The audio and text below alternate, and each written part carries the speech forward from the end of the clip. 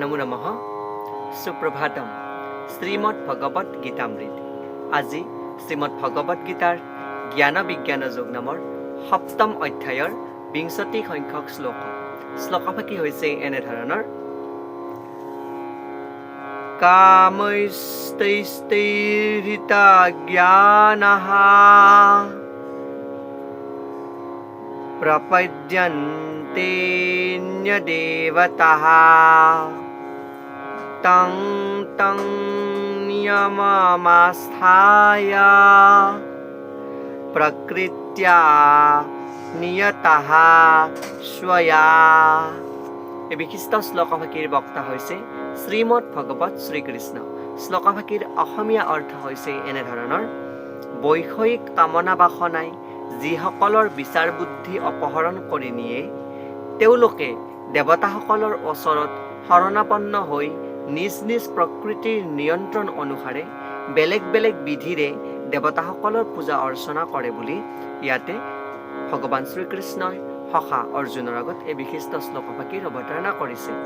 শ্লোকফাকিৰ তাৎপৰ্যাৰ্থত ভাষ্যকাৰে উল্লেখ কৰিছে যে যিসকল সকলো জড়জাগতিক কুলুষতাৰ পৰা মুক্ত হ'ব পাৰে তেওঁলোকে পৰমেশ্বৰৰ ওচৰত আত্মসমৰ্পণ কৰি ভক্তি ভাৱেৰে ভগৱানৰ কাম কৰাত ব্যস্ত থাকে আৰু যেতিয়ালৈকে পাৰ্থিৱ কুলুষ যি সম্পূৰ্ণৰূপে আঁতৰি নাযায় তেতিয়ালৈকে তেওঁলোকে স্বভাৱতে অভক্ত হৈ থাকে। কিন্তু যিসকলৰ অন্তৰত কিছু পৰিমাণে বৈষয়িক কামনা আছে অথচ একে সময়তে পৰমেশ্বৰৰ আশ্ৰয় লৈছে তেওঁলোকে ভগৱানৰ যি বহিৰংগ প্ৰকৃতি মায়াৰ দ্বাৰাই আকৃষ্ট নহয় বুলি ইয়াতে উল্লেখ কৰিছে আৰু প্ৰকৃত লক্ষ্যৰ প্ৰতি আগুৱাই যাওঁতে তেওঁলোকে কোনো ধৰণৰ জাগতিক কামনা বাসনৰ পৰা মুক্ত হৈ পৰে বুলি ইয়াতে উল্লেখ কৰিছে।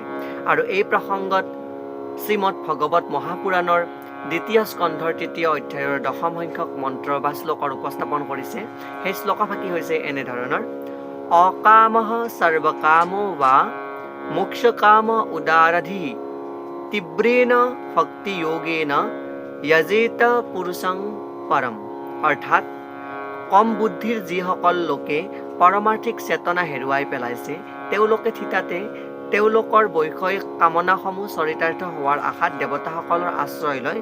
সাধাৰণতে তেনে লোকসকল পৰম পুৰুষ পৰমেশ্বৰৰ ওচৰ নাচাপে কাৰণ তেওঁলোক ৰজগুণ বা তমগুণৰ প্ৰভাৱত থাকে আৰু সেইবাবে তেওঁলোকে বিভিন্ন দেৱ দেৱতাৰ পূজা কৰে।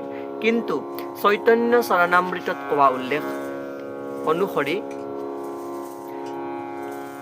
যি একালে ঈশ্বৰ কৃষ্ণ আৰ সবভৃত্য অৰ্থাৎ কেৱল পৰম পুৰুষ পৰমেশ্বৰ কৃষ্ণই হৈছে এগৰাকী আৰু তেওঁৱেই হৈছে সকলোৰে ভৃত্য বা তেওঁৱেই হৈছে মুখ্য গৰাকী। গতিকে শুদ্ধ ভক্তজনে নিজৰ জাগতিক কামনা বাসনা চৰিতাৰ্থ কৰিবৰ বাবে দেৱতাসকলৰ ওচৰ নাচাপে তেওঁ কেৱল পৰমেশ্বৰৰ ওচৰতে নিৰ্ভৰ কৰে বা ভগৱানে যি দিয়ে তাক লৈ শুদ্ধ ভক্তজনে সন্তুষ্ট হৈ থাকে কাৰণ তেওঁ জানে যে সমস্ত সৃষ্টি সমস্ত বস্তুৰ দাতাই হৈছে ঈশ্বৰ পৰমেশ্বৰ। গতিকে দেৱ দেৱীৰ পূজা প্ৰাৰ্থনা কৰাতকৈ তেওঁ প্ৰত্যক্ষভাৱে ভগৱান কৃষ্ণতে সমৰ্পণ কৰে কাৰণ তেওঁ জানে যে সমস্ত বস্তুৰ নিয়ন্ত্ৰা দাতাই হৈছে পৰমেশ্বৰ আৰু এই পৰমেশ্বৰক সন্তুষ্ট কৰিব পাৰে সমস্ত তেওঁ লাভ কৰিব পাৰে বুলি তেওঁ বুজি পায় আৰু সেই বুজি পোৱা গৰাকীয়ে ইয়াতে মুক্তি লাভ কৰে বুলি আৰু বিশিষ্ট ভক্ত বুলি ইয়াতে উপস্থাপন কৰিছে। এয়াই উক্ত বিশিষ্ট শ্লোকফাকিৰ সৰল গুঢ়াৰ্থ। ধন্যবাদ।